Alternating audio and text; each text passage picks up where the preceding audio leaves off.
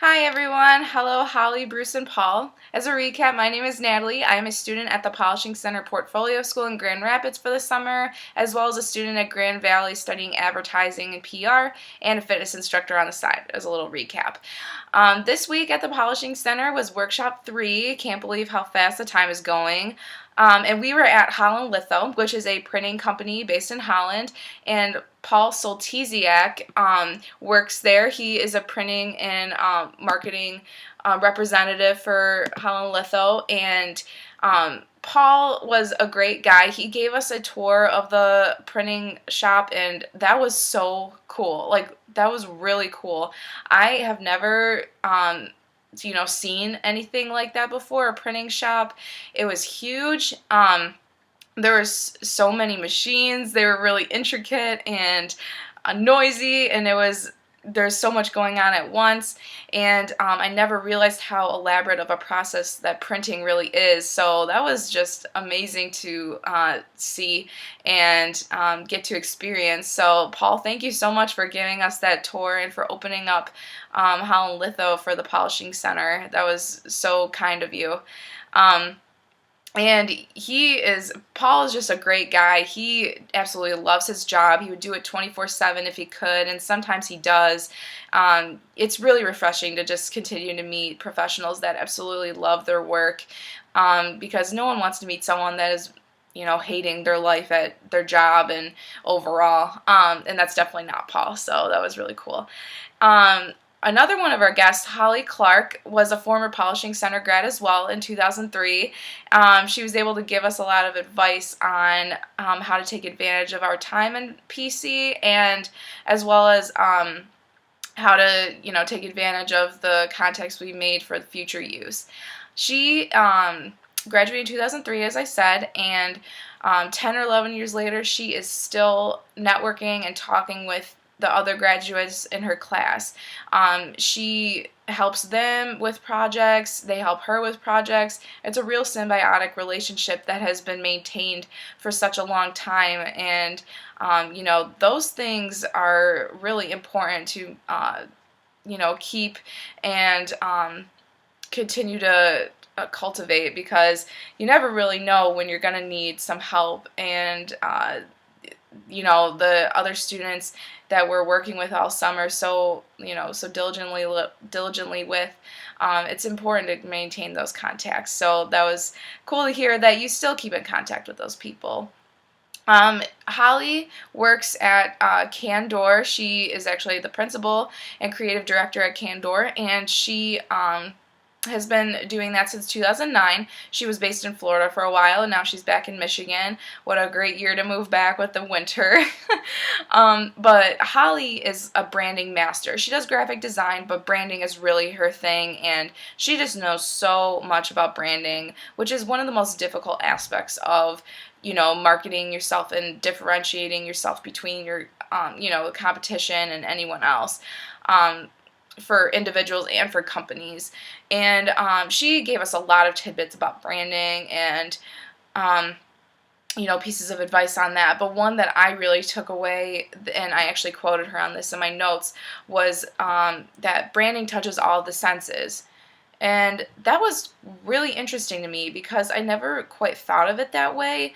But then she gave the example of Starbucks, and it just clicked in my mind. I knew what she was talking about, because when you walk into Starbucks, you smell their coffee beans roasting. You see the workers behind the counter smiling, and you see the greens and the wood finishing and the comfy seats and all their products they have on display, and you hear their hip, chill, new music. So there's a lot that goes into Starbucks, and you get that at every single location, and that consistency is so important. All of the touch points of your brand need to work together and be cohesive in order to maintain loyalty from your customers, and in order to convert new other customers from other businesses to your business. And that was a great example to really understand that branding is more than just visual, which I always thought that it was. So thank you so much, Holly, and I hope to be in contact with you soon about branding help. And lastly, Bruce Benninger. He is a seasoned vet of the advertising industry.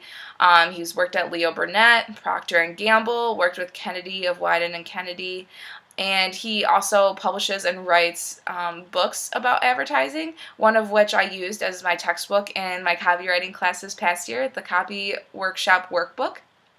And it was a great tool, very easy to read, very informational, very fun to read, and memorable. And the video interactions were really cool too. But Bruce had a lot to say, which was awesome to hear, because it's not every day that you get to meet such a renowned name in the business. And that was so nice of him to drive from Chicago just to meet with us for 3 or 4 hours. Since Bruce has been in the business since the 1960s, he's really seen things evolve and seen the media revolution take place, which he talked to us about. But the thing that I took most from Bruce's presentations and little points that he communicated with us were he gave us a list of 5 things you need to know, and the number 3 point he listed was one that really stuck out to me, which was the A to B shift. And this means shifting attitudes of consumers to change their behaviors, and whether that behavior is to buy more of your product or stop buying another product, or buy your product at this certain time.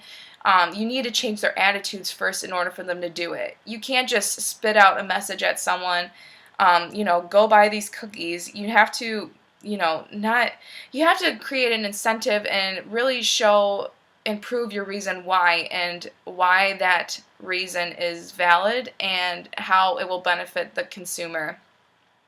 And that just really reminded me that you have to be so thoughtful and careful about the reasons that you choose, to say certain things, to show certain images in an advertisement, because it kind of goes back to the branding. It has to be consistent, and it has to work. It has to convey a clear and valuable message to the audience in order for them to do what you want them to do and what you're asking of them to do. So, everything I learned this week, it was very lesson-based workshop more than, showing our work. And it was all very informational and great things that I can put into, use in the future and for the rest of Polishing Center and right now. So again, I would really like to thank you, Paul, Holly, and Bruce, for your time and your advice. And we, as Polishing Center students, just are so grateful for you, and we couldn't thank you enough. So thank you very much for watching this video, and I hope you have a great day. Thanks.